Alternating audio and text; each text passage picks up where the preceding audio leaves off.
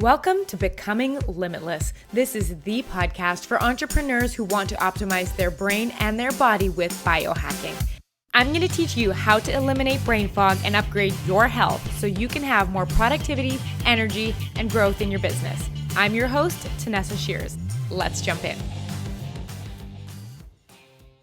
Hello, and happy Tuesday. I hope you're having a wonderful week so far. This is a fun episode. I love reading. I love books. And one of my favorite things is to find out the favorite books that someone has. And I love reading lists of books and, books that inspired people and made a difference in their life. So I am often asked for book recommendations, like in my Instagram inbox, and I get emails like, hey, I'm really looking for a good book to read on food, or I'm really looking for a good book to read on sleep. What has been your favorite? What can you recommend? So I thought that I would do an episode all about the health and biohacking books that changed my life. So when I was originally writing out the content for this episode, I had titled it 5 health and biohacking books. But as I went through, I couldn't name fewer than 7, meaning these 7 books were so impactful that there wasn't one that I could leave off of the list. So I had to include it. And so that's why the title ended up being 7 books. And these books are going to be from a variety of categories, mostly to do though with health and biohacking, like I said, because that's what we're here for. And reading has always been something that's super important to me. I have been a reader forever. So this is something that most people don't know about me, but I was actually reading full-length Judy Blume novels in grade 1. I was reading beginner novels in kindergarten, and I was reading large children's books at age 4. So I've actually been reading my whole life, and by the age of 12, I had accumulated almost 1,200 books, and I had those IKEA Billy bookcases in my bedroom. And I would fill them up. And one of my favorite things to do, in my spare time, would be to go into my room, take all of my books off of my bookcase and reorganize them. So sometimes it would be by author last name, sometimes it would be by series, sometimes it would be by color. And I've loved organizing, I loved reading, I was an odd little kid, but anything to do with books. And my favorite thing to do was on Saturdays, my mom and my sister and I would go garage sailing, or we would go to the kids swap meets, and I would have this little folded up piece of paper in my fanny pack with my loonies and toonies, and we would go and I would get books at these sales and stuff like that and add to my collection. And I always knew what I had, and I knew what books I was on the hunt for. It's kind of almost like how comic book readers are. They get very devoted to filling out their collection. I just loved reading, and I still do. The only difference now is with having a baby, much of my spare time has shifted, obviously, because I love hanging out with her and taking care of her. So I used to read probably closer to 30 to 40 books a year, but I'm sitting right now at about 12 books a year, which I still think is great. I'm making time for it, but I often am reading right before bed and I fall asleep or, I'm carving out time in the middle of my day. So it's not as much as I would love, but needless to say, I still love reading, and I'm so excited to share my 7 health and biohacking books that changed my life. So I want to offer you an idea that I actually had just before we start on why I believe that reading is so important.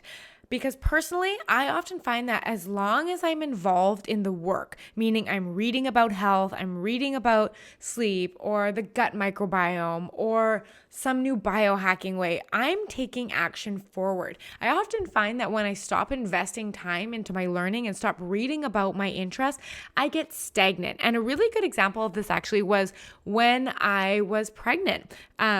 At the time, I hadn't been reading as much as I would like, so I found it really easy to, not get inspired and go find new recipes, and I was just eating the same old food and doing the same old workouts, and I often find that by reading a book on health, it keeps me engaged with the work of my health.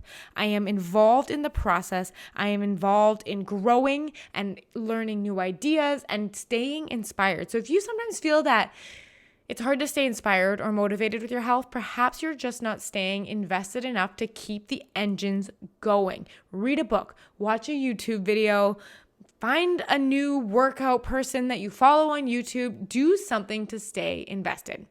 So how I'm going to format this episode is I'm going to tell you actually what the book is that I'm recommending, the most important thing I learned from that book or the most important things, and then I'm going to actually tell you what I implemented, because there are so many different concepts that you can come across in a book while you're reading it, and it's impossible to implement absolutely everything that you read. So I'm going to share with you what I actually ended up implementing from that book that has stuck with me until this day. All right, so while these books aren't in any order, this first one is my favorite. It's called The Obesity Code by Dr. Jason Fung. It is such an easy read. It's one of those books that when I was reading it, you keep stopping to be like, oh my gosh, how do people not know this? I need to tell someone about this. I had a client that I was like, you need to read this book. It'll change your life. And she was reading it and she actually gave it to her boyfriend after at the time. And he kept saying, did you know this? Did you know this? You got to know this. And it's just one of those books where it blows your mind so completely. So the biggest thing that I actually learned from this book is the role that insulin plays in fat loss and fat gain. So we've talked about insulin on the podcast before, but insulin is basically a hormone that responds to what you eat. And most people think that insulin only has something to do with diabetes, but it actually is in all of us. And it is a hormone that tightly regulates how we store and use body fat. It was such a good book. So what I actually implemented from this book after reading it is that we eat no sugar and no flour actually 5 to 6 days per week because of this. And this book was the pivoting point of how we changed what we ate. So this book recommends to eat high healthy fats, moderate protein, lots of vegetables, low fruit, low sugar, low flour. And this is for the most part how I eat. And I've got to tell you, my energy has never been better. The shape I'm in has never been better. I genuinely enjoy the foods I'm eating. They are healthy. They are full of nutrients. I have been so thrilled with this life change. And so like I said, this book I feel like is a staple that everyone should have when learning about what actually goes on in their own body. So although I'm not going to count this next book here as one of the books, Dr. Jason Fung also wrote a book called The Complete Guide to Intermittent Fasting. And it's exactly what it sounds like. It breaks down the concept of intermittent fasting. That means eating within a set window, meaning you're not eating all day long. You set a start time and an end time, but you get the same amount of calories in. I really liked this book as well. So if you loved The Obesity Code and you read it first, I would highly recommend to check out his other book called The Complete Guide to Intermittent Fasting as well. So the second book I'm going to recommend to you is actually quite a controversial book, and there are a lot of opinions that fall on the side of the argument of the author and then against. And the book is called The Plant Paradox by Dr. Stephen Gundry. So this was another one of those books that I was like, this is so interesting. So what I learned in this book, the most fascinating thing I learned is that plants have developed their own defense mechanism. So since if you think of a blackberry bush, for example, they can't run away from predators. They can't fight back. So plants have essentially, this is the theory of the author, plants have developed their own defense mechanisms. So what they've done is foods have incorporated a type of protein called a lectin, which is actually an anti-nutrient. And what an anti-nutrient is it is something that interferes with the absorption of nutrients, and it causes major inflammation in our body. And it is most commonly found in the skin or the shells of things like beans and grains and fruits and nightshade vegetables, which include things such as, tomatoes, bell peppers, eggplants, white potatoes, that kind of thing. So basically, if you're having issues at this point, figuring out what might be wrong with your digestive system, if you find that you're just weight loss resistant, or you find that you're always bloated, or your stomach is always upset, or you're having IBS that doesn't seem to have a source, this book is one that I would absolutely read. So one of the other neat things that I actually learned was that there's actually 2 different types of cows. There is a type of cow called an A1 cow, and there is a type of cow called an A2 cow.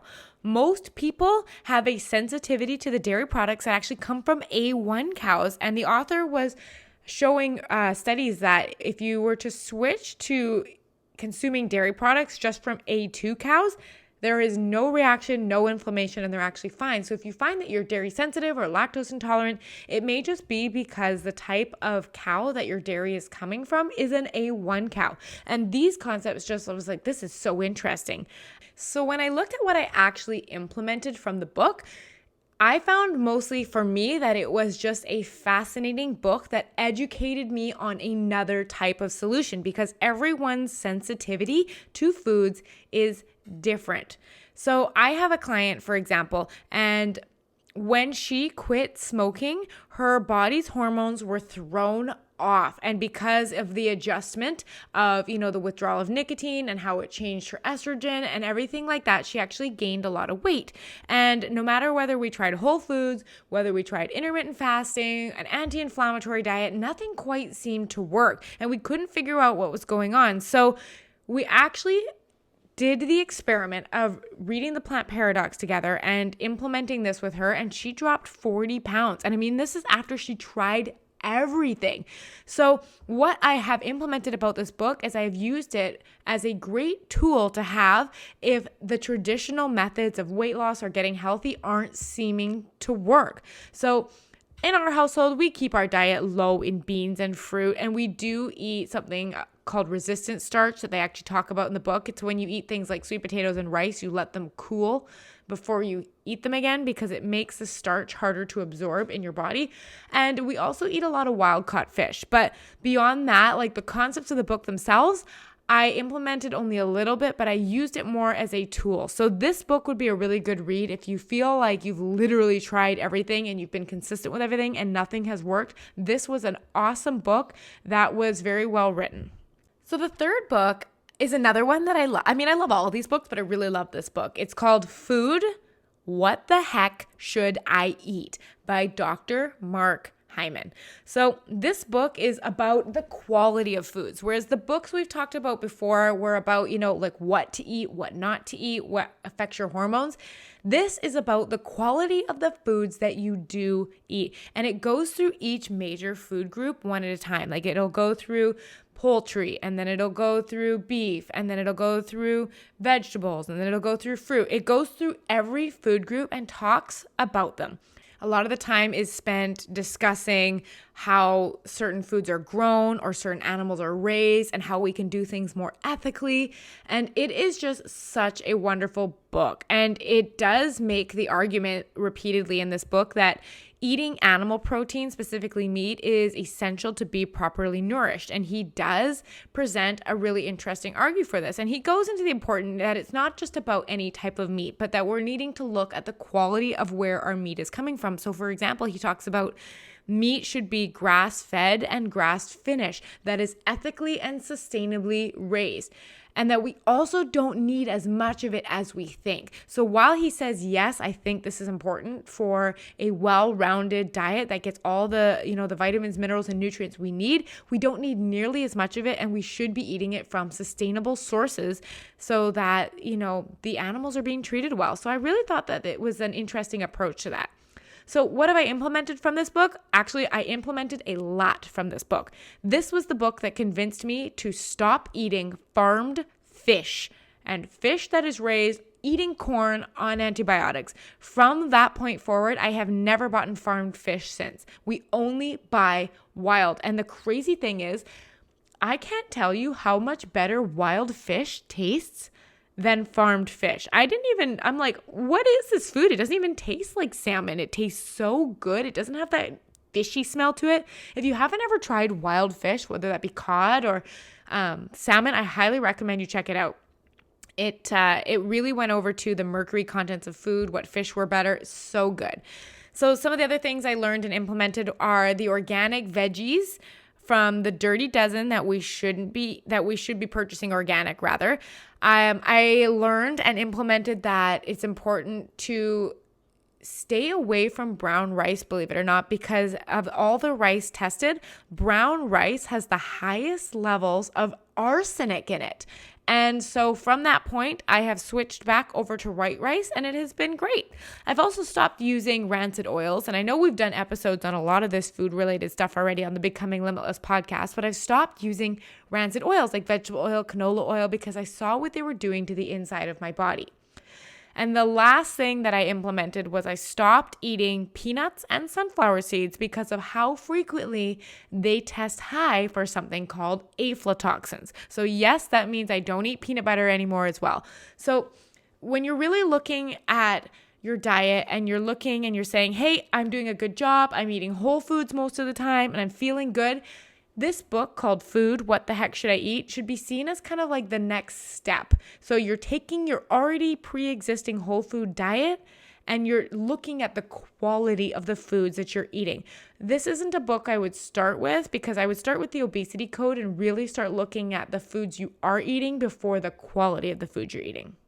The next book up is called Boundless by Ben Greenfield. And I'm going to say right now, I am only halfway through this book, because it is like a 600-page, it's the size of a biology textbook from my university days. It is huge. It is full of science references. And sometimes, I'm not going to lie, I have to scratch my head a little bit because it gets very sciencey in some parts. And I really have to reread it and, use my background in science to understand what's going on. But that's only for some of it. The rest of it I find is really easy to read. The author, Ben Greenfield, actually offers, what can I do right now to get started, actions that you can take. This book essentially is my biohacking manual. It goes so far beyond food and exercise and sleep. It starts looking at how our environment is affecting our brain, toxins in our storage containers, cleaning supplies we use.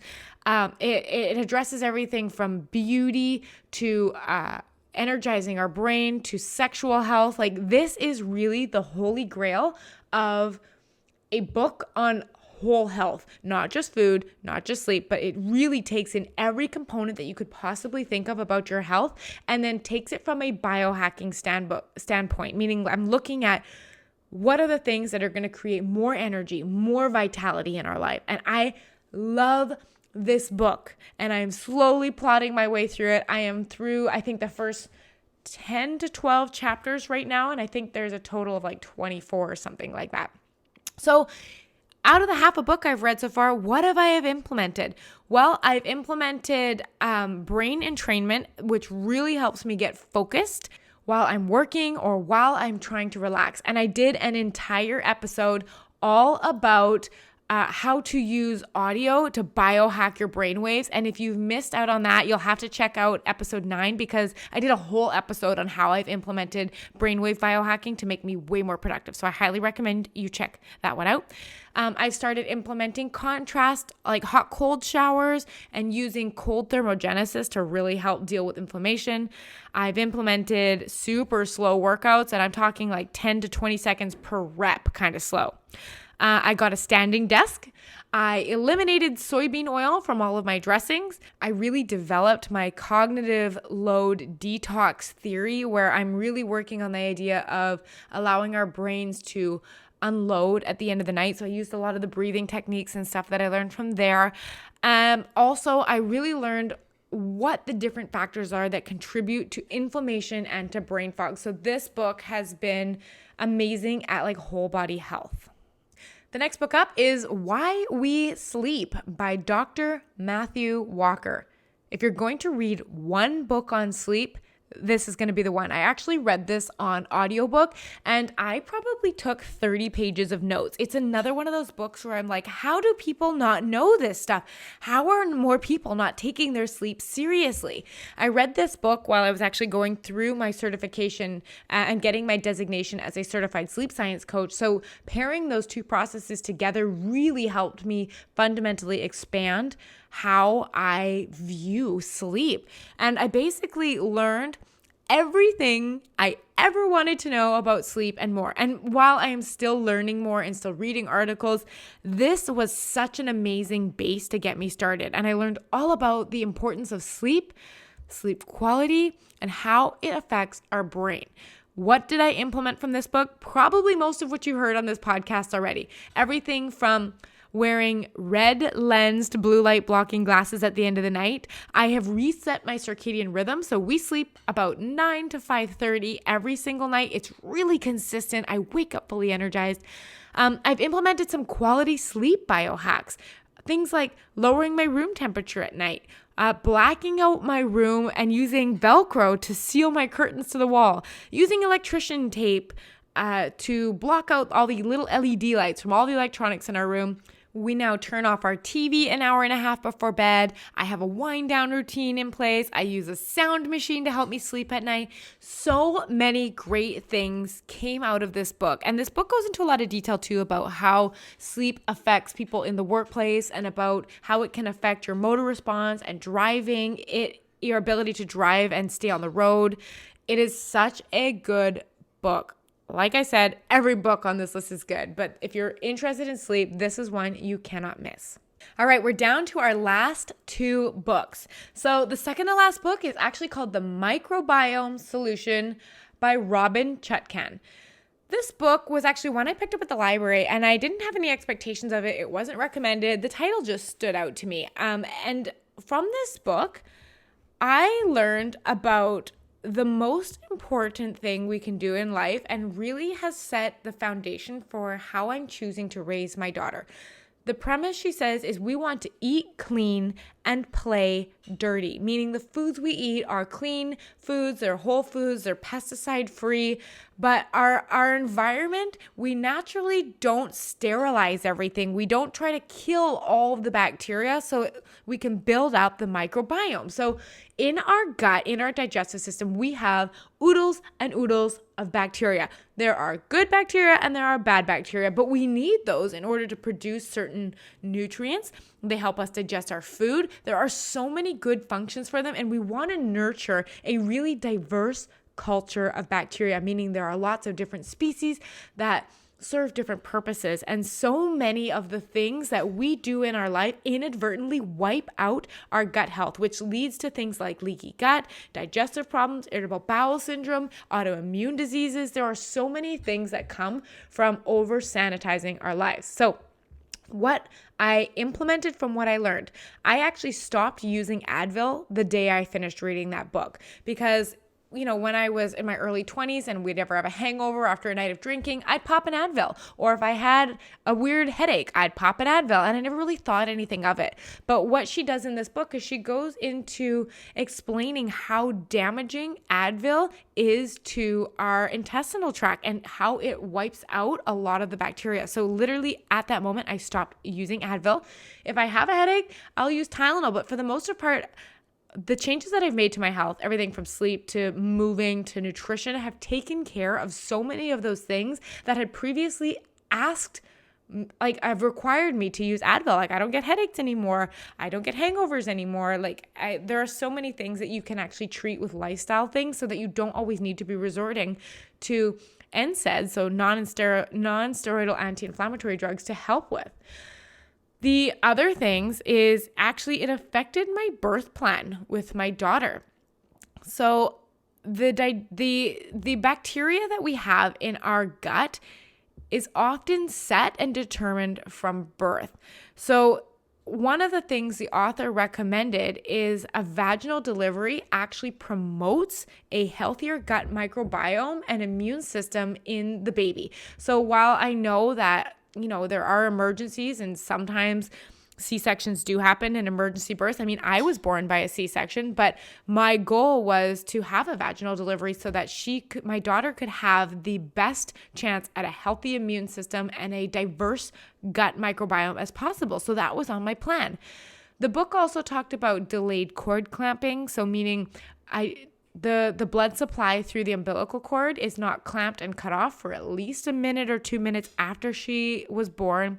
And also no bath for 24 hours after she was born, allowing her body to naturally, soak in a lot of the wonderful things that promote her health that come out through the birth canal. So this really made a difference. So if you are planning to have kids or you're going to be in labor soon, this book is a good read in terms of understanding what is going on with your child's immune system and how you can set them up for the best possible success. The other thing I've learned is to question all antibiotics, because now that I'm aware, I have noticed how readily and easily doctors prescribe antibiotics, and specifically broad spectrum. So there are different kinds of antibiotics, and some are local and targeted to treat certain infections. But then there are also things called broad spectrum antibiotics. And what they actually do is they wipe out all bacteria. It doesn't take into account if these are the actual bacteria you're having a problem with, whether they're good or bad. It just wipes them out. And it can take years in some cases for your body to recover from a single course of antibiotics. So recognize this. There is absolutely a place for antibiotics. If there is something that can only be treated with antibiotics, absolutely that is a place for that. However, if you are being pre-treated with antibiotics or having a broad spectrum antibiotic used on you instead of something that could just be local to that specific thing, this is something you need to question. So I have started questioning, is this broad spectrum? Is this necessary? What are my other options? Instead of always just taking the prescription that was recommended by my doctor. And this has made a massive difference, I'd say, on the amount of bloating I experience, because I'm not wiping out my gut bacteria every time I take antibiotics. Lastly, and like I said, I learned a lot from this book, I have stopped using hand sanitizer completely. And I know that we're in the middle of a pandemic right now, and everybody seems to be carrying hand sanitizer in their purse, but I will opt to wash my hands at every possible situation instead of hand sanitizer.